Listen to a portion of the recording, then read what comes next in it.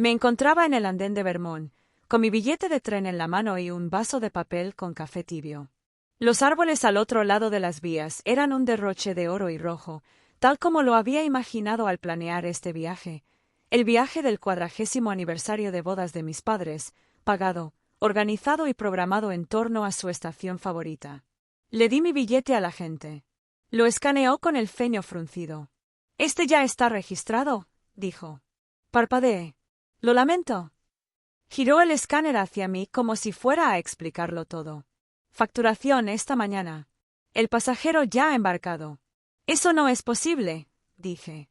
Pero justo cuando las palabras salían de mi boca, se me hizo un nudo en el estómago. Mi teléfono vibró. Era un mensaje de mi hermano Brian. «Tiff, tenía muchas ganas de ver los colores del otoño. Ni siquiera te gustan las multitudes». Pensamos que tenía sentido. Me quedé mirando el mensaje, y luego el tren que se alejaba sin mí. No llamé. No respondí. Me quedé allí parado, con un café que ya no quería en la mano, rodeado del viaje que había preparado para quienes creían que no era necesario que estuviera allí. Tiffany me tomó asiento. Tiffany, la novia de Brian desde hacía 6 meses, quien una vez usó mi baño de invitados para grabar un TikTok con mi cepillo de dientes. Y yo. Fui una ocurrencia tardía. Ni siquiera eso. Era un marcador que habían borrado discretamente. Lo peor no fue que se fueran. Fue que a nadie se le ocurrió decírmelo.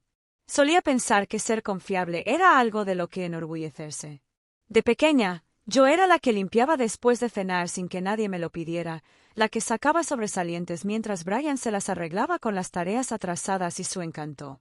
Cuando nuestro padre, Robert, perdió su trabajo el año en que cumplí 16, hice turnos en el restaurante y le di cada $1 a mi madre, Carol, sin rechistar. Ella me llamaba su pequeña roca, y yo llevaba el título como una insignia. Brian, en cambio, era el bebé, el que siempre decían que solo necesitaba más tiempo. Chocó el coche 2 veces antes de cumplir 20 años y nunca pagó ninguna reparación. Pero cuando sacó una nota baja en microeconomía, mamá lloró de orgullo. «Está esforzándose mucho», dijo. Cuando Brian entró a la universidad comunitaria, cubrí sus gastos. Cuando dejó la universidad, lo ayudé a encontrar trabajo. Cuando lo perdió un mes después, firmé su contrato de arrendamiento y pagué los pagos cuando él no lo hizo. Se mudó de mi habitación de invitados incontables veces, siempre con una excusa nueva. Tiffany era simplemente la versión más reciente de su vida, a costa de otros. Nunca me quejé en voz alta. Ganaba buen dinero como analista de sistemas. Me decía a mí misma que estaba ayudando. Eso es lo que hacen las buenas hijas. Además, si yo no daba un paso al frente, ¿quién lo haría? Mamá nunca me pidió directamente que pagara las cuentas. Tenía una forma diferente de conseguirlo. Tu hermano está haciendo lo mejor que puede, cariño. Es difícil para los jóvenes. Tienes suerte de tener una carrera estable. No todos tienen tu sentido de la responsabilidad. No creo que me diera las gracias nunca. La verdad es que no. Pero siempre dejó claro que lo esperaba. Y cuando le daba algo, nunca lo presentaba como un regalo. Simplemente era lo que hacía. ¿Quién era? Confiable, fuerte, capaz. Y con el paso de los años, se hizo más fácil ser esa persona que preguntar por qué nadie más lo era. No planeé el viaje de aniversario para demostrar nada. Lo planeé porque una vez me dijeron que habían pasado su luna de miel cerca de los Berkshires, porque mamá se iluminaba cada vez que llegaba el otoño, porque papá aún guardaba la vieja Polaroid de ese viaje en el cajón de su cómoda. Pensé que tal vez, si les daba algo hermoso, por fin me verían a mí, no solo lo que podía ofrecerles. Pero al mirar atrás, me doy cuenta de que vieron exactamente lo que siempre tuvieron. No una hija, sino una solución. Empezó como una idea en una nota adhesiva amarilla. Vi, Berkshires, octubre. Lo garabateé en el margen de mi agenda de trabajo después de que mamá lo mencionara tomando un café. Como ella y papá habían pasado su luna de miel en una pequeña posada cerca de Lenox, con suelos crujientes y sirope de arce en el alféizar. Esa tarde, empecé a investigar sobre excursiones para contemplar el follaje otoñal. En una semana, lo tenía todo planeado. Pases panorámicos en tren por Nueva Inglaterra, una estancia de 2 noches en una posada histórica con vistas a los viñedos, una reserva para cenar en el mismo restaurante que habían visitado hacía 40 años. Incluso, mejoraron sus habitaciones e incorporaron una chimenea. Al igual que antes, escribí en la tarjeta de itinerario con que planeaba sorprenderlos. No necesitaba nada especial. Reservé una habitación pequeña en un motel de carretera y viajé en clase turista en el tren. El viaje completo me costó poco menos de $9,000. Eso incluía todo: transporte, comidas, actividades e incluso un ramo de ásteres frescos y vara de oro para su cena de aniversario. Utilicé mis días de PTO para poder cumplir con 2 plazos importantes con clientes y reorganicé mi calendario para las siguientes 6 semanas, de modo de no perderme nada en el trabajo. Brian no entraba en el plan. Al menos no al principio. Mamá dijo que quizá estaba demasiado ocupado con algún trabajo independiente, lo que normalmente significaba no hacer nada en su apartamento mientras Tiffany practicaba bailes de TikTok de fondo. No insistí. La verdad es que lo había imaginado como un viaje tranquilo, un momento para que respiraran, para que yo, quizá no los impresionara, pero sí les recordara que estaba aquí, que aún me importaban. No se trataba de demostrar mi valía. Había dejado de perseguir eso hacía años. Pero una parte de mí esperaba que tal vez esto fuera lo que se quedara, un recuerdo del que hablarían en Acción de Gracias, una foto que enmarcarían y de la que me enviarían una copia, una pequeña grieta en la pared que nos separaba. Nunca se trató del viaje en tren ni del hotel. Se trató de la mesa que puse, del esfuerzo que invertí, de la esperanza que, estúpidamente, aún conservaba. Y de alguna manera, todavía no fue suficiente para conseguir un asiento. Una semana antes del viaje, recibí un mensaje de texto de mamá. Tiff dijo que su contenido de otoño se vería genial ahí arriba. Brian piensa que sería divertido si lo añadiéramos. ¿Te parece bien? No se mencionó dónde se alojarían, cómo llegarían ni quién pagaría. Solo se suponía que yo lo haría funcionar. Me quedé mirando el mensaje durante un rato antes de responder. Si aún es posible adaptar las habitaciones, lo intentaré. Eso fue todo lo que dije. No porque ya estuviera molesto, sino porque sabía cómo funcionaba este juego. Cada pregunta venía envuelta en cumplidos, presentada como espontánea. Y siempre, de alguna manera, se convertía en mi responsabilidad suavizarla. Esa noche revisé la página de reservas. La posada estaba casi llena. Conseguí otra habitación cerca, pequeña y demasiado cara. Aún así, la reservé. Luego envié un correo electrónico a la compañía ferroviaria para confirmar los asientos. En nuestra cabina cabían 4 personas. Si hubiera más, tendríamos que cambiarnos a otro vagón. Les pedí que mantuvieran nuestra reserva original. No volví a saber de mamá. Ni de logística ni de nada. El chat grupal se quedó en silencio.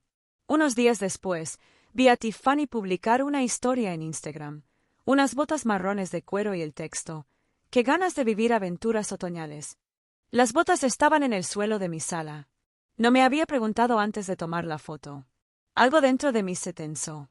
Pero lo dejé ir porque eso fue lo que hice.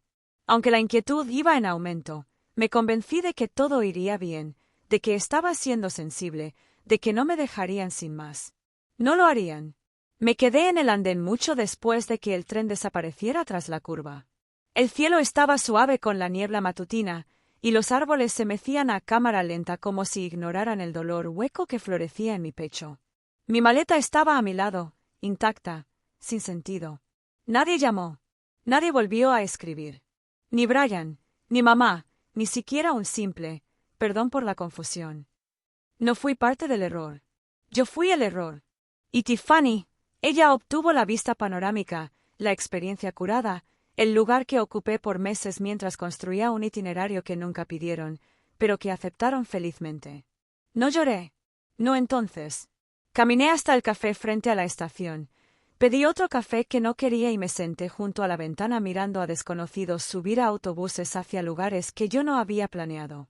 Navegué por las redes sociales.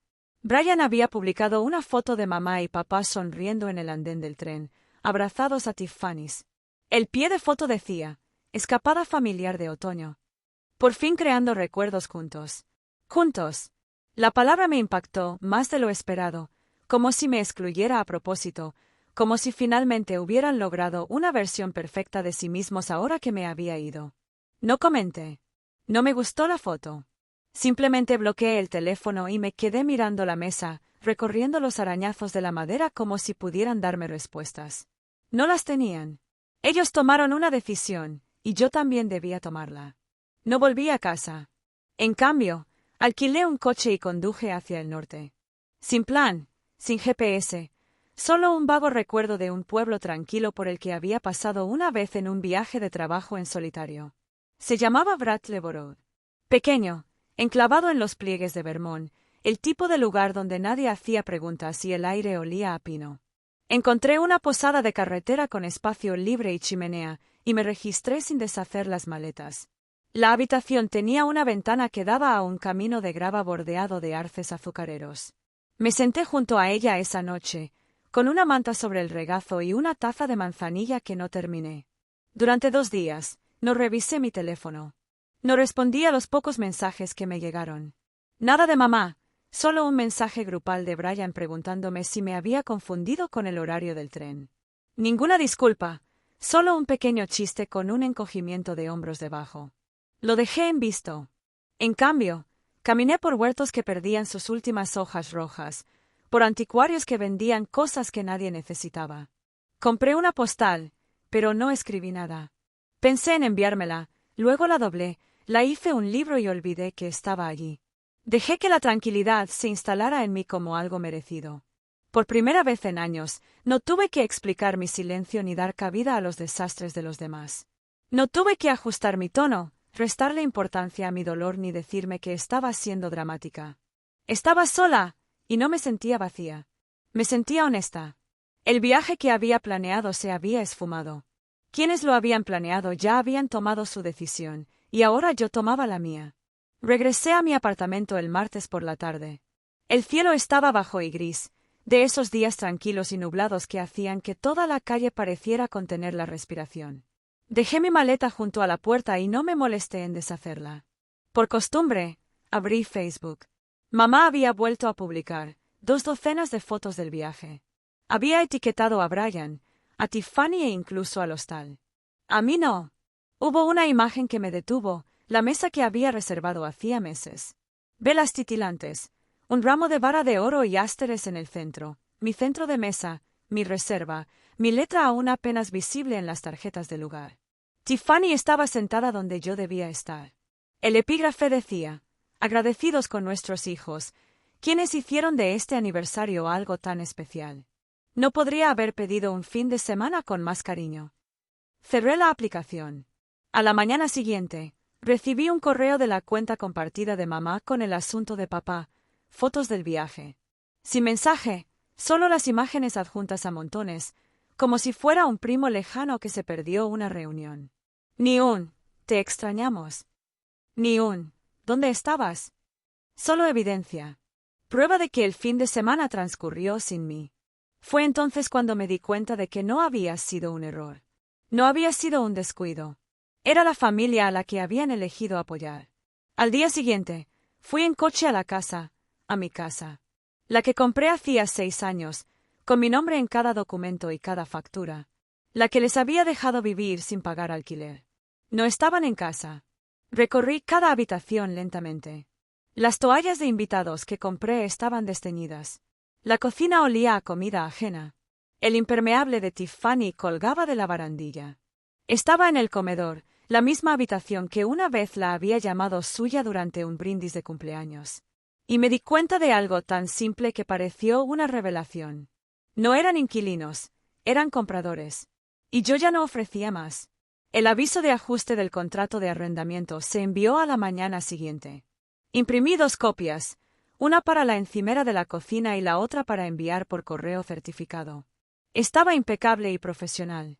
Sin lenguaje hiriente, solo números y fechas. El alquiler ahora está al precio de mercado. Los servicios públicos ya no están incluidos. Se revocan los privilegios de los huéspedes a menos que se apruebe por escrito. Había una fecha límite, el 1 de mes. No les dejé una nota. No les debía ninguna. Esa tarde, recibí una llamada de mamá. No empezó con un «Hola, Lauren». «¿Qué es esto?». ¿En serio nos estás cobrando alquiler?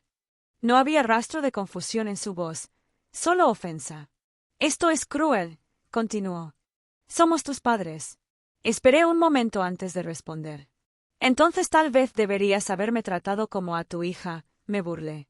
Bueno, se trata de ese viaje, dijo. No dije nada. No queríamos hacerte daño. Añadió, con voz más suave, simplemente pasó. La oí caminar por la sala, el crujido del viejo suelo de madera cerca de la ventana. Tu padre está molesto, dijo. Pero Robert no había llamado ni enviado mensajes. No estaba segura de si lo sabía o le importaba. Podrías haber hablado con nosotros, dijo. Podría haberlo hecho. Elegí esto en su lugar.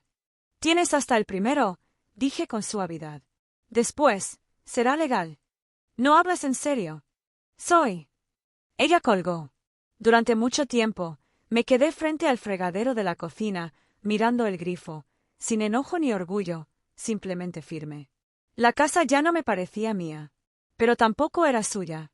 Había sido un regalo. Ahora, era un límite. El correo electrónico llegó 3 días después, de un bufete de abogados local que no reconocí. Asunto, intención de disputar la propiedad. Dentro había una carta escaneada.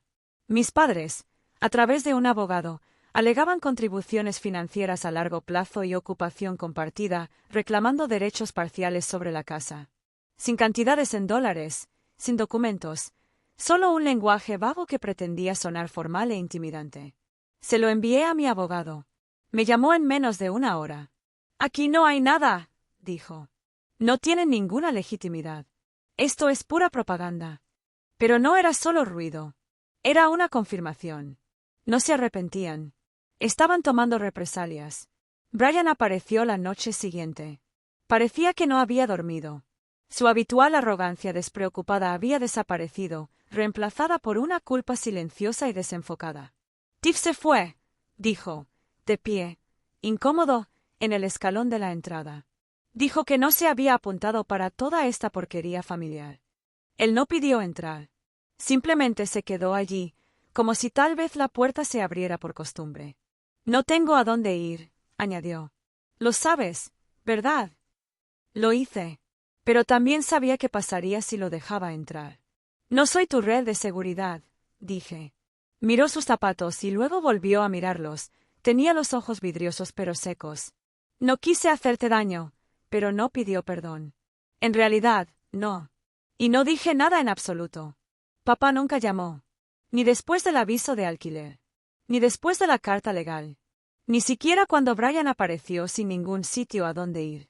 No gritó, no me envió mensajes, no me preguntó por qué. Pero eso no era nuevo. De niño, su silencio siempre había sido el telón de fondo. Cuando mamá presionaba demasiado, cuando Brian se portaba mal, cuando yo me derrumbaba bajo el peso de ser la persona estable, él simplemente tomaba un sorbo de café y desaparecía en la habitación de al lado.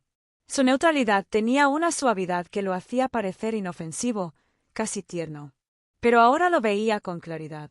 No era dulzura, era consentimiento en silencio. Él había permitido que todo sucediera, cada petición, cada suposición, cada vez que me arrebataban sin agradecimiento ni pausa. Y ahora, él también estaba permitiendo que esto sucediera. El día que dejé la notificación certificada, él estaba afuera regando los arbustos. Levantó la vista cuando pasé. No tienes que hacer esto, dijo en voz baja. Fue lo único que me dijo en semanas. Lo miré a los ojos y respondí con la misma calma. Sí. No respondió. Simplemente volvió a dirigir la manguera hacia el rosal como si no hubiera oído nada. 3 semanas después, me mudé a un pequeño loft al otro lado del río. Ladrillo visto, ventanas altas, espacio justo para mí y mi tranquilidad. Sin pasos, sin portazos, sin voces pidiendo algo. Compré un sofá de segunda mano, una tetera de verdad y una lámpara que me gustaba. El aire olía a polvo y pintura nueva. Abrí las ventanas de todos modos. Por primera vez en años, no esperaba a que sonara mi teléfono. Nada de grupos de chat pidiendo dinero para la compra. Nada de llamadas llenas de culpa disfrazadas de preocupación. Solo mañanas con mi propio horario y tardes que eran solo para mí. Brian no ha escrito desde aquella última noche en el porche. Tiffany borró nuestras fotos y dejó de seguir a toda la familia. Y mis padres, bueno, también se han quedado callados. Mamá lo intentó una última vez, un mensaje sin saludo. Extrañamos quien solía ser. Le respondí, extrañas la versión de mí que nunca decía que no. Se ha ido. No hubo respuesta después de eso. A veces, paso por el parque cerca de la estación de tren y me siento en el mismo banco donde leí el mensaje de Brian el día que me dejaron. Ya no lo repito. Simplemente me siento, porque así es la paz, no es una celebración, ni una venganza, solo la ausencia de ruido. Solía pensar que decir que no me haría desalmado. Ahora sé que me hizo sentir completo. La semana pasada, reservé un tren sin itinerario, sin charlas grupales, sin cena de aniversario que coordinar. Solo yo, sentado junto a la ventana, en un pueblo tranquilo con una librería que siempre he querido visitar. No pedí permiso a nadie. No revisé la agenda de nadie. No me ofrecí a llevar recuerdos. Empaqué ligero, una mochila, un cuaderno y un suéter que aún huele ligeramente a cedro. En la estación, me detuve antes de subir, solo un segundo, y me permití recordar aquella mañana en Vermont. El dolor había desaparecido. Solo quedaba la claridad. No soy su solución, ni su respaldo, ni su base. No soy su plan B. Soy mi propio comienzo. Hay una nota adhesiva en el espejo de mi nuevo baño. Solo 5 palabras que escribí después de la mudanza, cuando el silencio aún era crudo. Me debo a mí mismo lo máximo. Y cada mañana lo leo como una promesa. Algunas historias no se cuentan para generar compasión. Se cuentan para obtener reconocimiento. Si esta te conmovió, quizá no era solo una historia. ¿Hubo un momento en el que finalmente dijiste basta? Cuéntanos, tus palabras podrían ser la luz que alguien más necesita. Si alguna vez te sentiste invisible en la familia que construiste, suscríbete para escuchar historias que no terminan. Son gratuitas.